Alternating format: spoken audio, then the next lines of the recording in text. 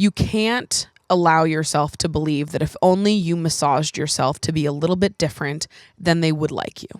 You can't position it where they have all of this power to reject you socially and you have no agency whatsoever. Because at the end of the day, are these the kinds of people that you would want to be friends with? I'm assuming the answer is no. You have agency here as well to look at the situation and say, these are not the kinds of people that I would want to be friends with. Dude, where are you? Pick up your phone. I'm going to a summer party tonight, and you're obviously invited, so call me back. Okay, love you. Bye.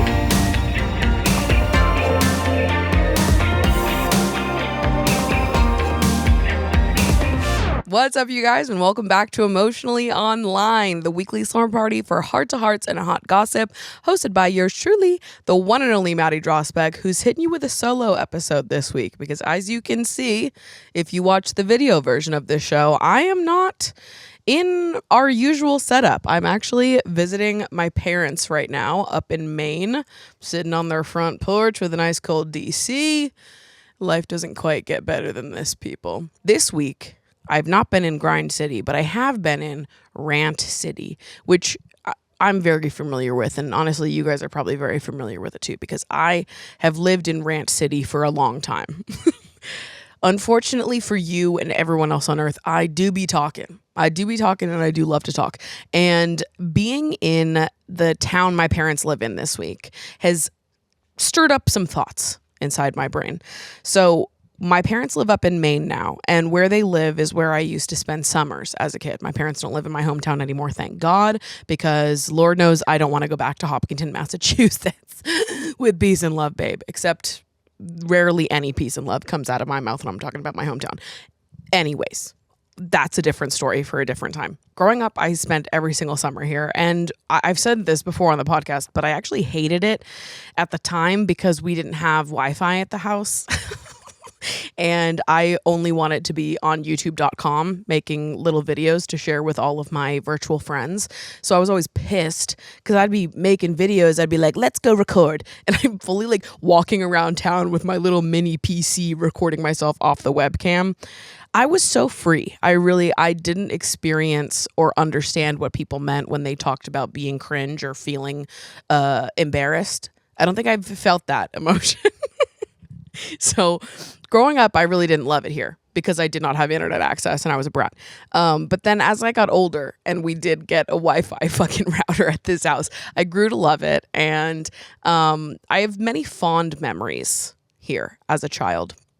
And it's kind of like the perfect summer town. When you think inside your head, like a perfect little beach town in a movie, it's like last day of summer, indie movie montage. The kids are ripping one last weekend. It's the last weekend of summer. We've got to do it up and save the community before we all go back to school. Boo. And it's like the pop-up fair, and you're making out on the Ferris wheel, and then you're getting a twist soft serve ice cream in a cone with sprinkles, and then you're hitting the arcade, and then you're sleeping on the beach at night. Those are the vibes in this town, very much so. And I always found that vibe very charming. I think most of us do. It really is like last day of summer, indie movie montage. Those are the vibes. And in towns like this, usually it's just a bunch of small businesses.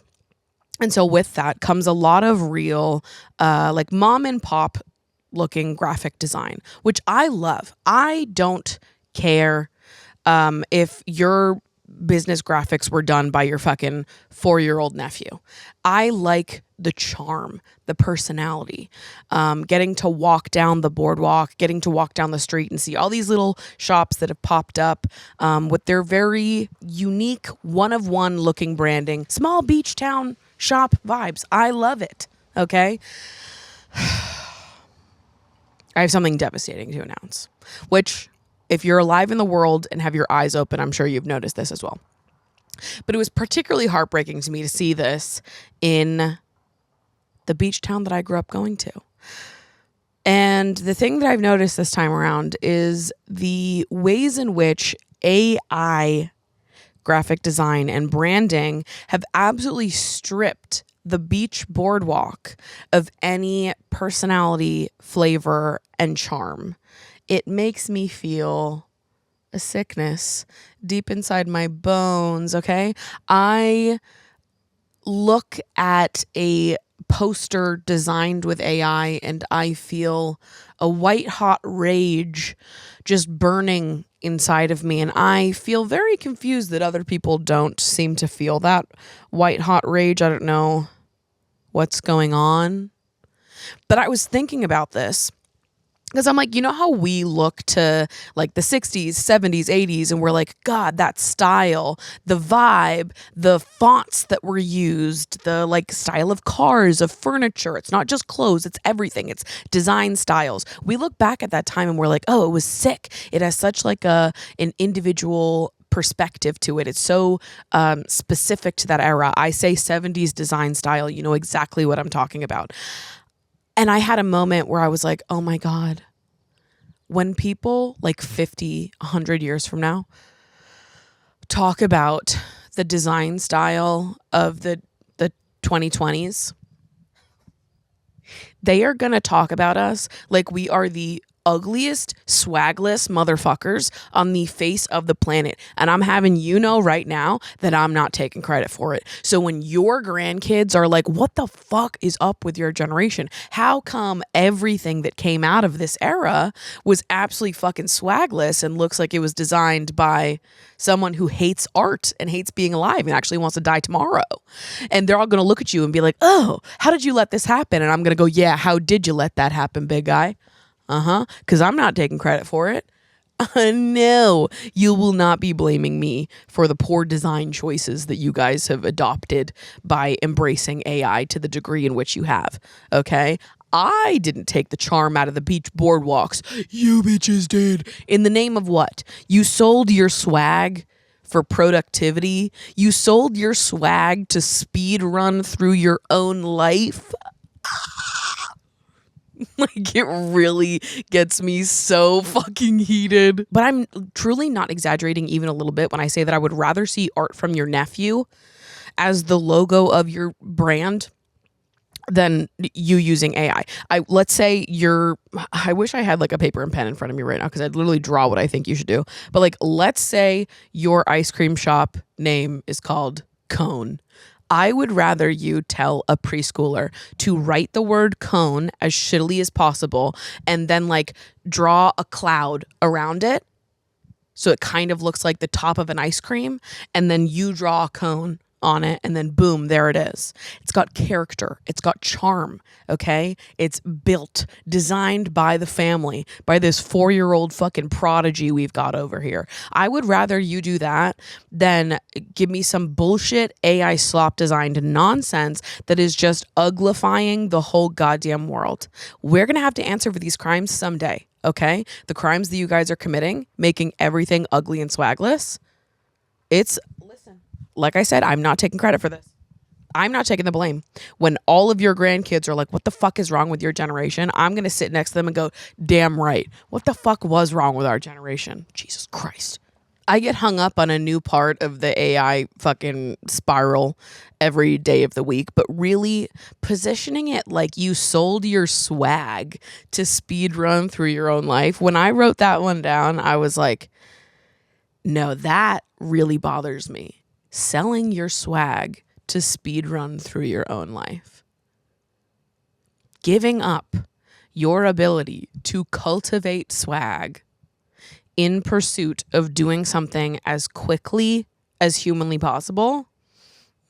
I think I need to buy a gun, actually.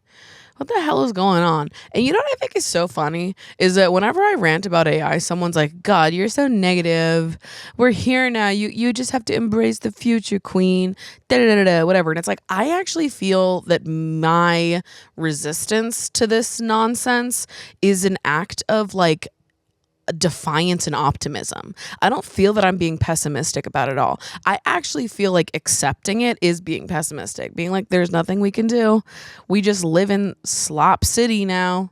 Well, get with the times. We like slop. Oink, oink. Like, I'm not going to do that. And it's because I'm an optimist, and it's because I believe in people to be better and do better and to have higher taste palettes. And my other thing, sorry to keep fucking going on this tangent, but I find it perplexing when I said this to a family member recently. I was like, I think about AI every single day.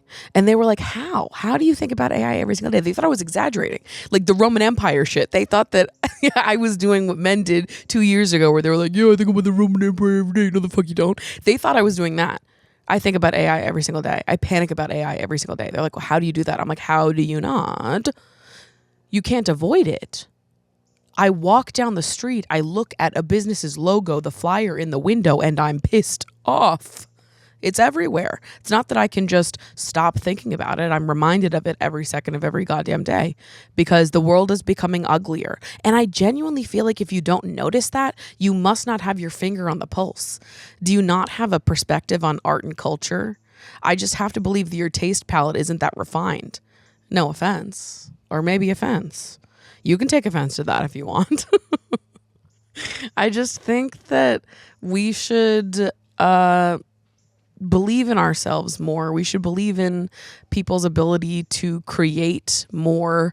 We should be more comfortable with the process and with things being imperfect. And I think that people should have more pride in doing something themselves. Even if it's shitty, even if it fucking sucks, I would rather you do it yourself than do the AI slop nonsense. Because by the way, it doesn't look good. AI slop, it successfully picks a font and puts every single word that you gave it on the page. It's like, I'm overwhelmed. I went to a restaurant the other night where they had fucking AI images of every single meal, which by the way, completely unhelpful. Doesn't make me want to order a specific item any more than if you just gave me the name. But not only that, but they had like fucking every single special had its own graphic, and it was like kids eat free Wednesdays and it's like, I'm overwhelmed with information. You giving AI all this stuff, you're like, okay, I want all of this shit on the menu, make it. The AI doesn't understand what is actually good design, what's effective design, what the best way to communicate the message to your consumer is. It's dumb, it's stupid, and it's making something shitty. It's just successfully picking a font for you and putting it on a page so you don't have to. It looks bad though. Again, call your nephew. He'll do a better job. I'm sick, guys. I'm absolutely fucking sick about it. So anyways, that's where I've been residing. Feet firmly planted in Rant City, because I am an optimist and I do believe that continuing to talk about this stuff, we are better off for it. I think we have to keep talking and keep calling it out. I don't think that putting our hands up and being like, well, what can we do? It's already here. Guess we're stuck. And being like, oh, fuck it. I guess I'm going to do nothing because there's nothing I can do. Reacting to the world like we're so powerless to do anything about it, I just think that's the pessimistic decision. That's the thing that leaves you stuck in one place. You're giving up. I would rather see people angry and passionate and fired up and talking about this shit on a loop every single day than saying, well, what can we do? Accept it. No, I will never accept bullshit nonsense. Okay. I am team artist and team creative until the day that I die. And I like living in a creative world. I like living in a world where I walk down the street and get to look at all these tiny small businesses that have designed their own worlds in the signage and the way their shop looks. Like, that means something to me. I like walking through the world and seeing creativity. Fuck. This feels like a crazy conversation to be having. Like, if you told 14-year-old me that this was going to be the conversation when I was damn near 30, I'd be like, so what do I do? What do we do to stop that? And I'd be like, I don't even know. I don't know. I don't know how we got here. How do we get here?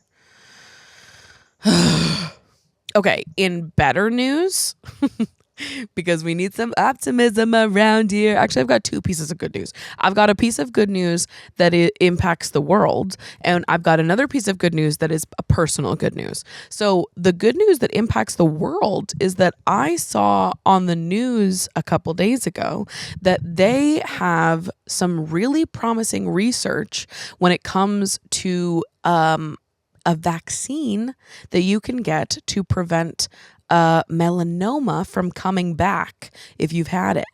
And that is so exciting. My mom has had skin cancer several times. And so this has been a hot topic in my household. And it's like, that's amazing. That's so incredible that we get to see in our lifetimes science advance in the healthcare space to the point where we'll be able to see something like melanoma, the rates for that, drop downwards exponentially because we're actually finding treatments that work. That's awesome. And it only points towards even more good news to come for other forms of cancer. And I was reading a little bit. Again, I'm not the most well-versed in this, but I was reading a little bit about how there's other trials for other types of cancers that are in late stages of trials that are also looking really great. But the melanoma one is like, we're ready for it. We're here. We've done the trials. The results look good. Like it is moving along. And and that was a good piece of news that I heard this week. And I was like, well, that is something to smile about. In a world of AI slop, find, the little things to celebrate. So today we're cheersing to the melanoma prevention in the future. Okay. And on a personal note, some of you might have picked up on this, but that little tiny white cat that you've been seeing in the videos, he walks around on the couch a lot during Pumpcast, and he sometimes is around for Emotionally Online as well, but that room is much smaller. Again, it's hard to communicate that through the screen, but we filmed the show out of my bedroom. And there's no pathway when we have all the lights and cameras set up. So Meg has to go sit in the chair, and then we set up all the lights and cameras around. So she can't move without crawling over me when we're filming. So Teddy doesn't really come in the room all that much because there's nowhere for him to walk. But that little white cat that you've been seeing around in the episodes, if you watch, I adopted him. I actually did it a month ago. So every time you've been seeing him, he was already here for good. I didn't tell anyone about it. So everyone's just thought he was my foster, but there was definitely a bunch of you that picked up on the fact that I felt differently towards him and that I had an immediate fondness for Teddy. But I wanted to enjoy sort of the honeymoon phase of adopting Ted on my own and make a creative little video announcing that I adopted him, which I did. So if you're interested, go check that out. It's called I Foster Failed. It's on my YouTube channel, and I'm really proud of the editing that I put into that one. I printed out a bunch of frames and drew on them and did little stop motions, and I just am really proud of the editing that I put into that. So if you're interested, definitely go check it out. But it has been such a joy to get to fall in love with Teddy. And it's also been like just a roller coaster of emotions. Obviously, I never thought that I would be adopting this soon. I honestly didn't think that I would adopt for years and years and years. I didn't think it was in the cards for me at all, because losing Mango a year ago was so hard and so painful. And I knew that someday I would have the courage to love again, but I thought that it would take me a long time. And honestly, I even had moments where I was like, will I ever have the courage to love again? I want to believe that I do, but the idea of opting into a heartbreak so painful was overwhelming to think about. Like, I think, I don't know, at the end of a pet's life, and you think about all the times you spent together, obviously, but then when the prospect of bringing in a new animal to your life, like for me, all I could think about was the end.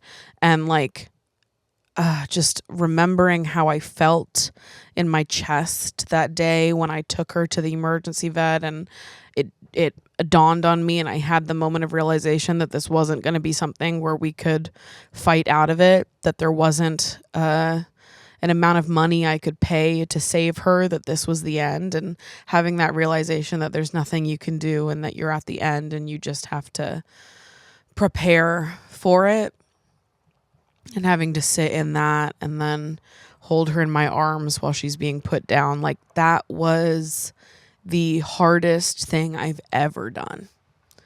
Hands down. I have a hard time thinking about it, let alone doing something that is essentially requiring me to do that again in the future, because death is a part of life and a part of love, and there's nothing we can do to avoid it. And if I adopt again, it means that I'm going to have to go through that same pain all over again. And that is terrifying. It's terrifying and it's overwhelming and it's scary, and I don't feel ready for it. But in came Teddy, truly when I least expected it. I was only supposed to foster him for like a week because there were so many applications in for him. It's supposed to be so temporary, but I fell in love with him fucking instantly. And it just, it's hard to explain the whirlwind of emotions I felt, where I'm like, I'm grieving and I'm, experiencing all of that still constantly. And then in comes Teddy, and I'm like, oh, I think I'd be so sad if I had to leave him. I think I'd be so sad if he got adopted and that was just it. And I don't want him to leave. I feel really good when he's around, and I really quite like this guy. But fuck, that's scary to say out loud and be like, I like him and want him to stay. And maybe I do want to opt into the fucking nastiest heartbreak ever again. I don't know. It's hard to sit with, but I felt so connected to him immediately. And I had to sit down and ask myself, like, do you really think you're ever going to be not scared? Is there always going to be a part of you that is scared to love again, scared to lose again?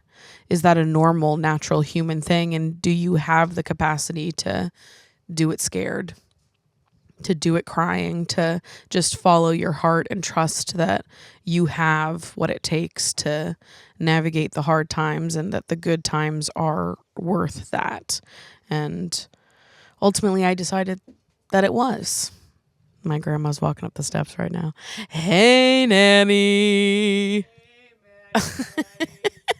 But really, the thing that made me want to just do it scared and do it crying, just dive in head first and trust that I have the capacity to love again, and that I'm braver and stronger than I think I am, is that I felt like I was getting signs galore that Teddy was supposed to be here to stay. On top of like the personal urge that I felt, how connected to him that I felt immediately, and just, how much I love this fucking cat. I also was so moved by the signs I felt I was receiving from the universe that this was the direction I needed to go in. And listen, I'm not a religious person, but I am spiritual, and I do believe in signs from the universe. I don't believe in a higher power, but I do believe in my like guardian angels and people that I have loved, that have passed, being able to protect me and send me guidance and messages from wherever they are. So I search for those throughout my life. Now, when I talk to my guardian angels, I talk to two individuals primarily, though I assume that there are other family members that I never got to meet that probably look out for me and protect me as well. Like I imagine that my grandfather's mother looks after me, because my parents have always said that she would have loved me, and that she passed like shortly before I was born, and she was so excited for me to be born and to know me, and they always said that I would have loved her. And then I did go to a psychic last year, and she told me that there were 2 women on my grandmother's side, and she gave me initials, and I've checked it with my grandmother, and it was both of her grandmothers, I think it was. Anyways, that's neither here nor there, but that's kind of how I see it and how I experience my spirituality when I talk to my guardian angels. I think there are more angels than I know of, but obviously I tend to speak to the ones that I'm sure are there. And so I talk to the 2 losses that I've really had in my life, one of which is Mango. And the other big loss I went through in my life was my grandfather, whose name, if you believe it, was Ted. And so I couldn't shake, paired with how I felt, paired with the fact that all of Teddy's favorite spots in the apartment were Mango's favorite spots in the apartment. He keeps sitting on the one chair underneath my dining table that Mango used to sit under, the one that my friend Mika did a watercolor painting of. The first time he crawled up into the cat tree and sat in her little home that she always used to sit in, that I had the denim pants inside of, he sat there for so long, and it was the longest time I had ever seen him sit. He was, he follows me around from room to room. He's like my shadow. And the one time he stopped following me around was when he went to go sit in Mango's house. And then when I'm sitting at my computer working, he's sitting right behind me the way that Mango did. And it's just like, I've had so many moments where I'm like, oh, it feels like she's whispering in your ear, telling you to do that. That's the best spot to sit. Maddie likes when you do this. Da da da da.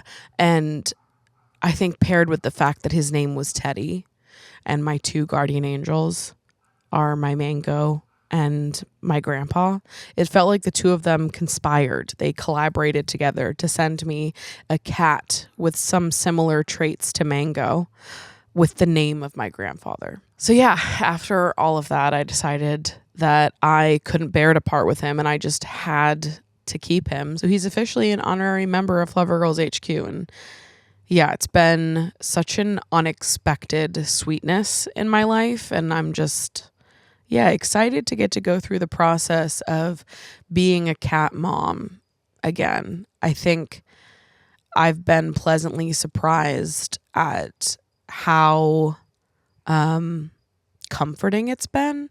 There was part of me that thought that going through the process of adoption and getting to do all the same things I did with Mango with another cat would make me feel sad, but it actually has done the opposite. It makes me feel so happy because it makes me feel connected to the version of me I was when I was loved by her.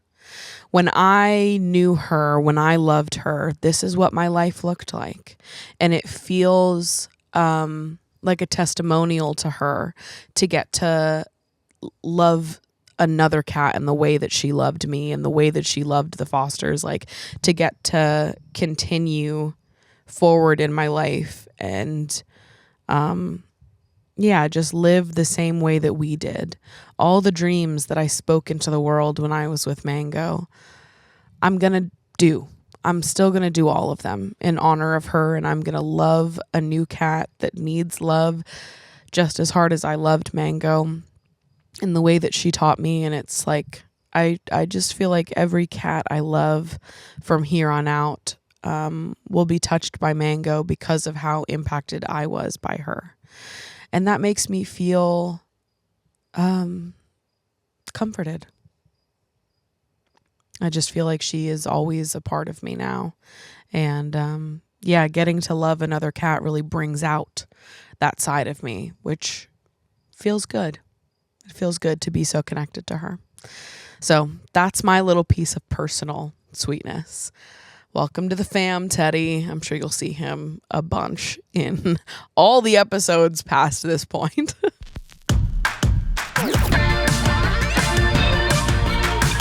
Let's do some audience submissions. As always, we do have a submission box where you guys can submit your requests for advice, any drama and juice and tea you've got going on in your life. If there's any pop culture, internet topics you want us to touch on, feel free to add them to the box, and we may or may not talk about them on the show. Let's kick off with a cat submission. since we've been talking about Teddy. Hello, Maddie. We said goodbye to my childhood cat recently, and alongside the devastation and grief I feel from losing one of the loves of my life, I also feel let down by many of the people around me. For context, I'm a mid-20s girl doing a PhD and working part-time to support my studies. The day that my love was put down, I messaged my manager telling him I couldn't come in for my shift the next day and why. He read the message and didn't respond. He has since messaged me about other shifts without acknowledging my previous message.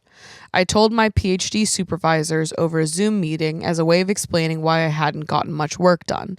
This was less than a week after we lost him, and none of my supervisors said anything. They sat blankly with their microphones muted, just staring at me, and I had to awkwardly try to transition to another topic.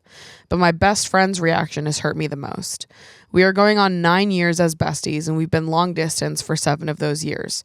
Her birthday party was the day after my cat was put down. After messaging her about what had happened, I pulled myself together enough to go to the party. I wanted to support her, especially because we hardly see each other in person. She did not acknowledge anything that had happened. In fact, she barely spoke to me the whole night. All our other friends checked in on me, but not her. A couple days later, we spent an entire day just us two chatting on my couch and still no acknowledgement. It feels especially hurtful because she knows how important my cat is to me and how much I treasured him. Plus, she's a huge cat person herself, and she lost her childhood cat a couple years ago, so she knows how hard it is. Are my expectations for support too high? Should I just accept that some people don't see losing a pet as a big deal? And how do I overcome the hurt and resentment I feel towards my friend for letting me down? To start off, know your expectations are not too high. I think the unfortunate reality is that we live in a world that doesn't allow nearly enough time or grace for any kind of grief or bereavement. I think it is truly inhumane, the kind of non-understanding that people have for grief in general, whether it's a pet or a family member, a grandparent, a friend, whatever. I think that across the board, our society does not make enough room for grief and acknowledge how it impacts people. And this is another consequence of capitalism and just the death grip that productivity culture and money has on everything that we do. Because ultimately, when we strip everything back, there is nothing more important than our humanity and the way that we speak to and treat each other. Who cares if you miss one day at work or you're late to submit a paper when you're experiencing a profound loss because of the passing of a person or animal that you have loved? There is nothing more important than that. Everything else can wait. And I find it really frustrating when people act like fucking anything is more important. I don't know, clocking into a shift at Urban Outfitters is more important than grieving and letting yourself feel. There is very minimal circumstances in this world where people allow you to just feel everything and take a proper time for that. I remember when my great grandfather passed, I was asked by my boss at the time to prove that he had died and to bring in the obituary, or else I was going to get written up for not coming into my shift at Urban Outfitters, which I think is an insane way to react to someone who is telling you that they just had a relative pass away. I think that's bonkers. Making someone do that because you think that on the off chance you might be lying about it, here, come and prove it. And it's okay, on the off chance you might be lying, that's why you're doing it. But what about on the more likely chance that the person is not lying about it and you've just been insanely fucking disrespectful in the midst of them processing the loss of someone close to them? That's crazy. Everyone's taking their crazy pills this morning. I do not understand how people do not have more empathy and understanding. And yeah, it sucks how much capitalism and money and just keeping the ball rolling Sticking with the rules, sticking with the thing that makes us the most profit is the thing that matters more than our humanity and the way we understand people and understand loss and grief and how much that impacts a person. And that's true across all kinds of grief. And I'll speak specifically to the experience of losing a pet. I think that there are obviously lots of people who do understand it, because I think that anybody who's had a very special relationship with an animal before understands how painful that is and how truly it rocks your world. And I can understand that people who have not had that relationship with an animal don't understand that or don't have the reference point for it. But my thing is I don't think that you should need to have a reference point for something in order to have empathy and understanding for it. Even if you don't understand why someone is so upset about something, the reality is that they are. So you, as a friend, as a colleague, as a coworker, as a boss, as a teacher, whoever you are, if someone is coming to you and saying I've gone through this thing and I'm devastated about it, I'm really struggling in my grief right now, it actually doesn't matter if you understand it on a personal level or relate to it or not. Because the reality is that you are saying that it's important to you and that it's devastated you and you're really struggling. So that's the truth and that's all that matters. And I find it very strange that people don't have that reaction, and that when people don't understand something, they have this reaction of okay, get over it. It's just a cat. It's just a dog, whatever the animal is.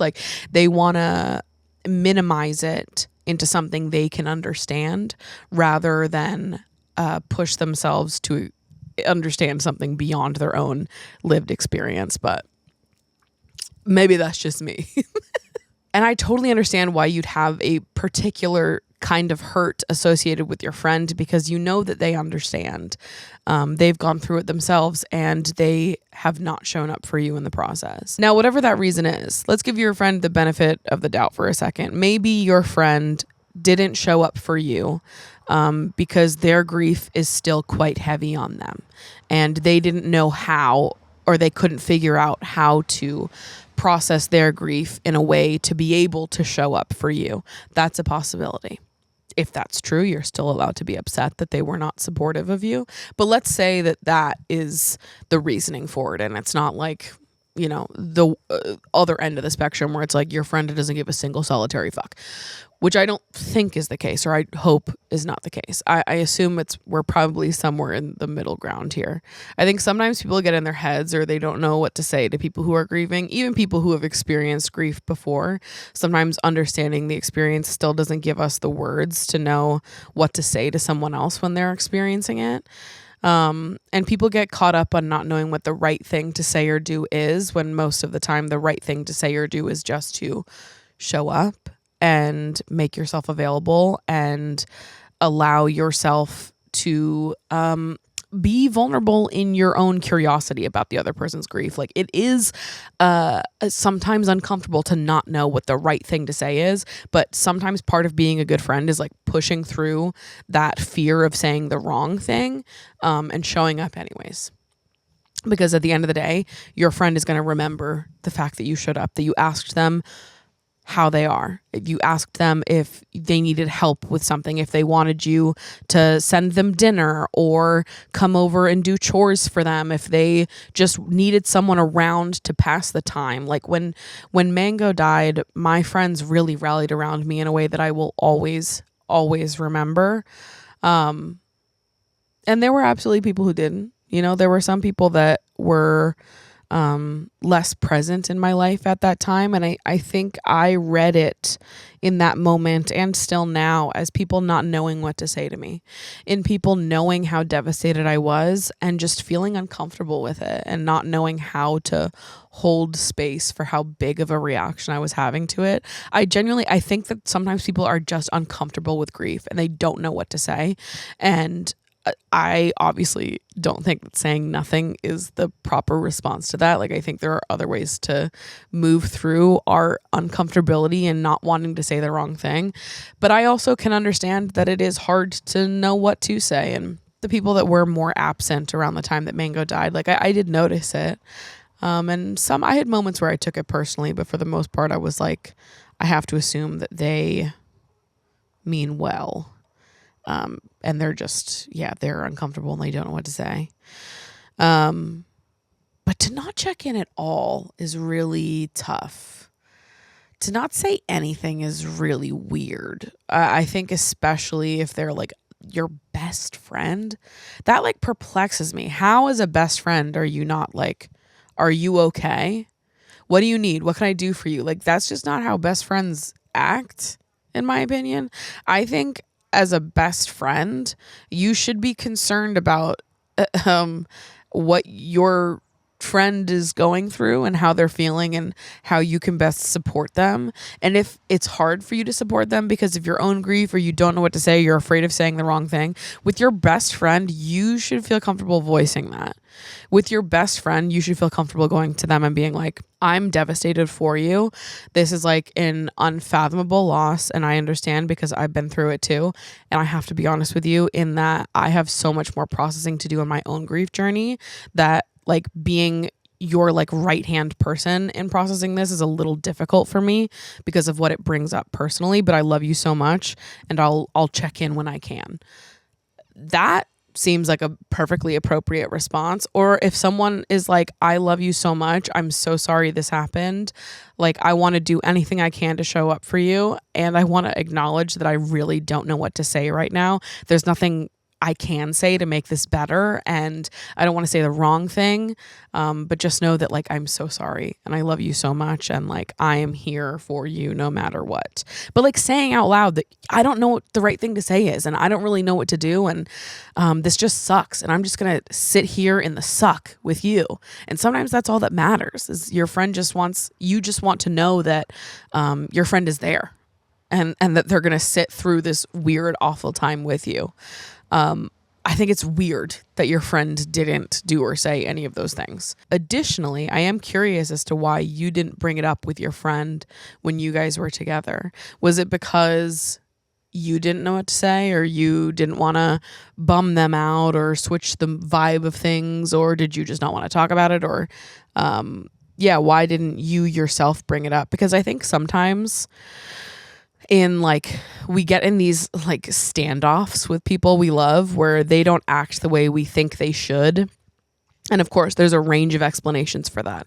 There's like the worst case explanation where it's like they don't give a fuck and they hate me, which is probably not the case. And then there's the other side of it where it's like, oh, they are also experiencing grief and they're a complicated person. And, maybe they didn't react to this the best way that they could, but I can understand where they're coming from and why they have reacted the way that they did. I think that sometimes we get into these standoffs with people where we want the explanation to come from them. But I think that like when you guys sat down to have your like one-on-one hang, maybe it was even a situation of your friend being like, I don't want to bring it up and ruin the night if you are not trying to talk about it. Like if you're so upset about this and you're just trying to have a good night and keep your mind off of it, then maybe I'm not going to bring it up unless you do, kind of thing. I don't know. I still think that your friend should have brought it up with you. I'm just saying that I think there are other possibilities that add more color to the situation. And it can be a situation of like, your friend should have shown up for you, should have asked you about it. They didn't because of something that we can understand. But I really feel like until it is brought up directly, you're not going to know. So it's not worth sitting here being like, should I forgive my friend for this? Like, how do I overcome the hurt? I think the reality is that you just have to say it out loud. I think sometimes we do just have to like tell people what we want, tell people how we want to be treated, open up to your friends and let them show up for you. I think that I'm someone who like nobody ever has to pry with me because I will just tell you what's wrong. I cannot keep it in, which I think is helpful for people when navigating how to show up for me, because I will tell you exactly what's helpful for me. Never in the history of my life has anyone had to be like, so it seems like something's bothering you. Do you want to talk about it? Like I will talk about it. I will, and I do. And I think it's helpful for people because they know exactly how to respond to me, how to show up. They're never left guessing of like, should we talk about this? Should we not? Like, they know that if I want to talk about it, I will. And I think that is helpful in just like being the person to start the conversation. I think particularly sometimes with grief, people really do feel so uncomfortable touching it that sometimes you do have to be the person to start the conversation and be like, look, I'm really struggling. I had a really hard week. Can I, sit and vent to you for a little bit about this? I just really need a friend. I really need support. I really need perspective from someone who's gone through this before. When you lost your pet, what were the things that you clung to? What were the reflections and, pieces of media that felt comforting to you? Like, how did you get through those first couple weeks? How did you get through those first couple months? How did you get through that first year? Like, I want to know, and approaching with curiosity. And I also think it's okay if you want to tell your friend that you are disappointed with their lack of support for you. Because I do find it really weird that your friend didn't do anything. Especially like you pulled yourself together to go to her birthday party the day after your cat was put down. You're better than I would be. There's no way I would have done that. And it does feel weird that she didn't acknowledge it. And this is supposed to be your best friend, and other people are checking in, but they're not. And then you hung out just the two of you and still no acknowledgement at all. Like, how do you not? That seems bizarre. Like, even if there's not a big conversation, there should at least be a text that's like, I'm so sorry. I love you so much. Like, whatever you need, I'm here. So in conclusion, this fucking sucks. It sucks that was the reaction of your boss and your professors and especially your best friend. They all should have had different reactions to you. You are not overreacting. Your expectations for support are not too high. You have very reasonable, acceptable expectations for how people should act. And I'm sorry that people did not show up and support you in the way that you needed. I hope for your sake that there is some understanding that can be found with your best friend, that maybe there is, a piece of information that we could learn that could change things a little bit. Doesn't make it right, but can bring more understanding and peace to your dynamic. I do think you'll eventually have to talk about this and express that it really hurt you that she didn't check in on you or support you through this loss. I think the only way we get to the other side of that and learn to let go of that resentment is by like having radically honest conversations with each other. I don't think that by not talking about it, you're ever gonna get over it. That's a really fucking hurtful thing to do. So I think to get to the other side of it, there needs to be a conversation where there is understanding for how you feel and just an acknowledgement of the pain caused as a result. But trust that you are not alone, that you're not overreacting, and that I too wish the world was kinder to people that are grieving, no matter what that grief looks like. Hello, Maddie. I've just begun grad school, and amidst all the overwhelm and joy of meeting new people, something has been persistently upsetting me. Before the semester began, I was texting two girls in my class, both of whom I met at an admitted students event. They were very cool and friendly, and I was excited to connect with them once school began. However, as the first weeks of school progressed, I quickly began to feel like they were icing me out. When we're with a group of people, they stopped acknowledging me unless I make the first move. In every class-wide event, of which there were many, they do not say hi to me. When I'm speaking with someone whom one of them knows, she would join our conversation just to draw that person away from me. All the while, they seem to be engaging exclusively with each other, actively drawing in a couple of girls into their small group. They posted a photo together from our class night out, and I am just hit with the thought that these people I so eagerly thought I'd vibe with have rejected me. I am completely confused and dismayed. I find myself in spirals of resentment and insecurity, trying to rationalize their exclusion of me. I would think it's because they're tall, pretty, and skinny. It's because I came on too strong, trying to befriend them and open myself up to them too soon. It's mystifying to me that we're in our mid-20s and in grad school and this is still happening. All I really want is to connect with people and make friends, to feel like I belong at my new school. I'm so proud of myself for having gotten here, and I've dreamt of this for so long. The me 5 years ago would cry tears of joy if she knew where I am now. I really just wish I wasn't made so unhappy by this. Everyone around me seems to be having such a genuinely good time meeting one another, while I seem to be filled with all the doubt and negativity. I would appreciate your thoughts and any lived experiences. So much love. Well, for starters, these just sound like textbook mean girls. They don't sound like people that you'd ever want to be friends with. And I'm so sorry that you found yourself in the position of, thinking that they could have been cool and you guys could have vibed and been friends, and them just turning around and being really nasty and exclusionary for no reason. Here's the thing.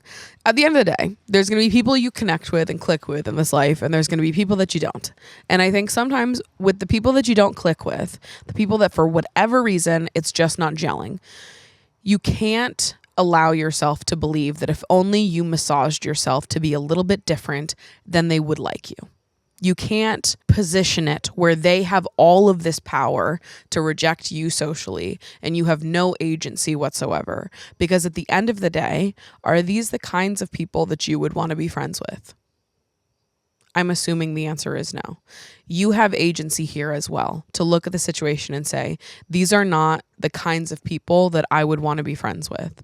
The people that I would want to be friends with would never treat someone like this. And that's allowed to be enough of a reason why this is not a good fit for you.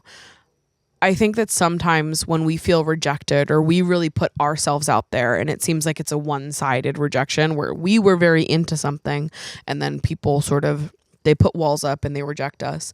It's very easy to look at yourself and think like, if only I was thinner and prettier, if I dressed like this, if I had more money, if I was XYZ different, if only I had not come on too strong, if only I was different in XYZ a way. And we try to shove ourselves into smaller and smaller boxes to ensure that we'll be accepted and embraced the next time we put ourselves out there. But the reality is that we have no way to know. Every single time we put ourselves out there, sometimes it's going to be a hit and you're going to click and you're going to vibe together, and sometimes it's not. But when those things happen, you cannot take them so personally and allow them to become a reflection of who you are. You're allowed to look at these people that are excluding you and rejecting you, that you put in effort to be their friend. You've been so nice and kind to them. You really wanted to get to know them, and they have been so rude to you in return. You're allowed to look at that and be like, whoa, okay, not my initial impression of you. Off my first impression of you, I thought that we could have gotten along and been people that vibed. But now, after learning a little bit more about you, it's become clear that you are not the kind of people that I would want to be friends with. I don't want to be friends with anybody who would exclude someone and try to pull people away from conversation with me, take photos and post on social media after you've been knowingly iced out. Like I don't want to be friends with people who behave like this. It's textbook mean girl behavior. So instead of looking at it and being like, oh, what could I have done? What could be different about me in order to make sure I was accepted by these people? Embrace that you actually don't want to be accepted by these people because they sound like losers, and you have more agency in this than you are allowing yourself to believe that you do. When you see yourself as just the person that was rejected, you see yourself as like you had no power in the decision wasn't yours, it was completely out of your hands, and you were just the person that was rejected. There must be something wrong with me, when really there's nothing wrong with you. And you also have the ability to look at them and reject them in return. I don't want to be friends with people like that. Boom. Now they're also rejected. I really believe that like the people that are meant for you in this life won't miss you. And when people are really meant to be your friends and meant to be in your life, it won't be such a struggle to keep them there. I think that sometimes it's fucking hard to find the right people for you, but when you do, I think it becomes quite easy. I am someone who I think I'm pretty good at making friends. I have always prided myself on my like courage in putting myself out there in friendships specifically. I have struggled in dating in ways that I have never struggled with friendships. But with that being said, I have absolutely been in situations where I felt like I was trying so hard to make friends and I just couldn't swing it. I've definitely referenced this before on the show, but I did cheerleading for most of my young life, and when I did rec cheerleading with like my friends from high school when I was in elementary and middle school, and then when I was in high school I joined a competitive gym a couple towns over where I didn't know a single person there, and I could not make friends with that group of girls for the life of me. And I think the reality is just that we were very different people. I don't think there was really anyone in that group that I was like a total match with, vibe wise. Anyways, the point of me sharing that is just to say that like sometimes it's not you. Sometimes it's not anything that you're doing right or wrong. Sometimes you're just literally not meant to be friends with those people.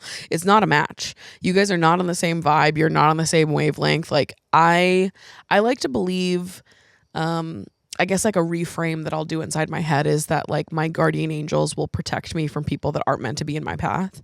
And so sometimes I'll look at things that end or things that don't really work out the way I hoped they would. And I'm like, you know what? It wasn't meant to be that. I have to believe that there's someone out there that's protecting me. That's like, oh, those people don't deserve you. These people are nasty. Let's let her find out sooner rather than later that these people are nasty and that they are not worth your time, because you are precious and your heart deserves to be protected at all costs. Like I believe that sometimes there really is nothing that you could have done. There's nothing that you should have done. They just weren't your people. And that's okay. And actually, thank God they're not your fucking people. There's a lot of losers in the world. Okay. There's a lot of them. Thank God they are not your people.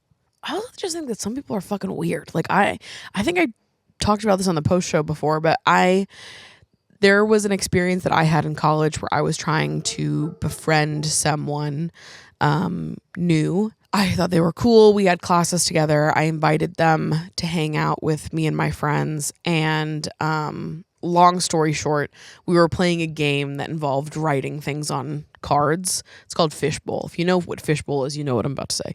But you write your own cards, basically, and you put them in a bowl and you shake them up, and then you do different rounds. One of the rounds is charades and whatever. Somebody had wrote something mean about me in the bucket. And it was like a group of all of my friends, and we're all looking at each other like, what the fuck? Who wrote that? And it was the person that I invited that I was trying to become friends with. And I think that they thought it was funny. They thought that I don't know what they thought, honestly. I don't know if they thought that it wouldn't have hurt my feelings or that I would have taken it as a joke. It was an insult about my appearance, specifically my eyebrows. And I don't know how they thought that was going to hit, but the whole room was like, what the fuck? And obviously me and this person never really became friends. We were always friendly, but that was about it. And I think it was one of those moments for me where I was like, I'm not even going to deep this. I was trying to be this person's friend. They've now shown me that they're probably not the kind of person I want to be friends with. So I'm just going to back off. And that has nothing to do with me or what type of friend I am or what I'm worth as a person. That's entirely a reflection of them. I was putting my best foot forward, earnestly trying to make a friend, and someone was mean to me as a result. Like, and again, I don't even necessarily think this person thought they were being mean. I think that's just the way they are and the way they talk. At least it was at the time. And yeah, I didn't want any part of that. I was like, you know what? Noted. I actually don't think we're a match. I think I'm too sensitive to be friends with people who think it's funny to make fun of my appearance. But Godspeed.